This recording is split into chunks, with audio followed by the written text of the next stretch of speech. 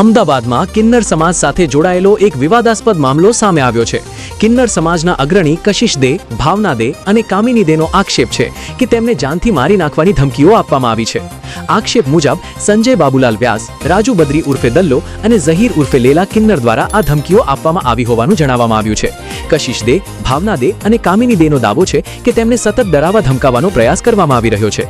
કિન્નર સમાજના પ્રતિનિધિઓનું કહેવું છે કે સમાજના સભ્યોને અવારનવાર ધમકીઓ મળતી હોવાના કારણે તેઓમાં ભયનો માહોલ સર્જાયો છે। આ સમગ્ર મામલે કિન્નર સમાજે ગુજરાતના મુખ્યમંત્રી ભૂપેન્દ્ર પટેલ અને ગૃહ રાજ્યમંત્રી હર્ષ સંઘવી સમક્ષ મદદ અને ન્યાયની માંગ કરી છે। આ ઉપરાંત સમગ્ર મામલે અમદાવાદના કાગડાપીઠ પોલીસ સ્ટેશન તથા ઈસનપુર પોલીસ સ્ટેશનમાં લેખિત અરજી પણ આપવામાં આવી છે। હવે પોલીસ આ અરજીના આધારે શું કાર્યવાહી કરે છે તેના પર સૌની નજર છે। આવો આ મામલે કિન્નર સમાજના અગ્રણી કામિની દેની પ્રતિક્રિયા સાંભળીએ। રિપોર્ટર શરીફ ખાંચી, અમદાવાદ। બેન, આપનું નામ ને પરિચય। મારું નામ છે કામિની દે કશિશ દે પાવૈયા, અમદાવાદ મેવપાલડી થી। બેન, જે પ્રમાણે અત્યારે વિવાદ ચાલી રહ્યો છે, આપની ઉપરથી ધમકીનો ફોન આવ્યો છે, મેસેજ આવ્યો છે, આપની રજૂઆત શું છે?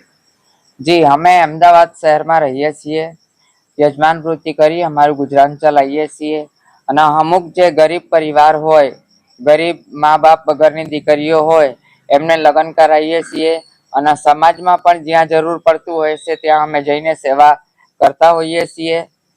અને અત્યારે જે છે અસામાજિક તત્વો, જે ગુંડા ટાઈપના કહેવાય છે, સંજય બાબુલાલ વ્યાસ અને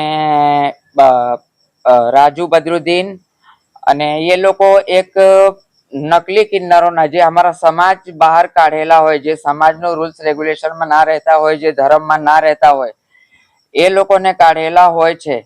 એ લોકોને બધાને ભેગી કરી, એવા ટોળકી એક ભેગી કરી નશાની પદાર્થો એ લોકો વધાર કરી અને શહેરની અંદર મારઝૂડ અને બહુ અભદ્ર વર્તન કરી, લોકો જોડે પૈસા ઉઘરાવા, મારતોડ કરવી અને અમારી જોડે પણ જોર જુલમ ચલાવી અમારા ઉપર, અમારી જોડે પણ હપ્તાની માંગણી કરે છે એ લોકો।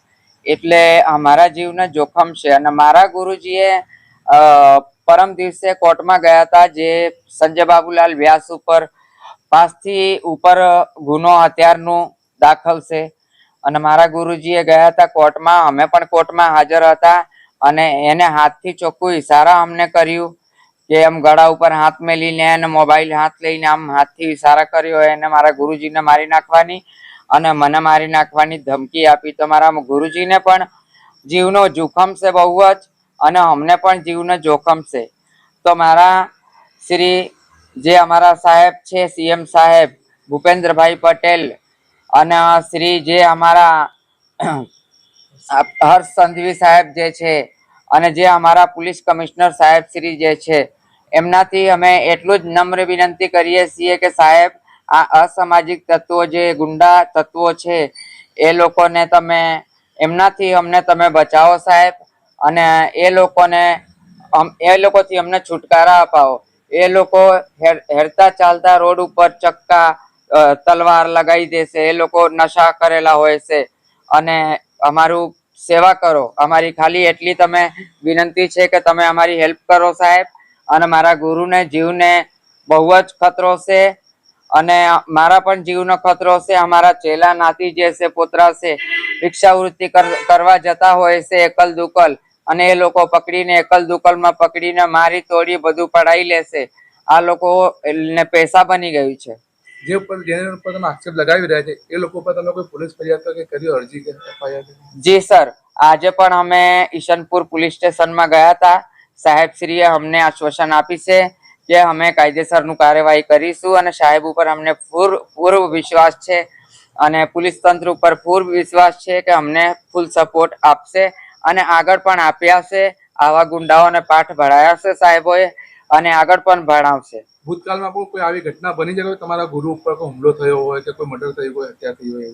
જી, ભૂતકાળમાં તો જોવા જઈએ તો મર્ડર પણ થયેલું છે। પહેલા, બહુ પહેલા 2011માં એક કિન્નર હતા, એને ગોળી મારીને હત્યા કરી દેવામાં આવી હતી, જેનું નામ સોનિયા દે હતું।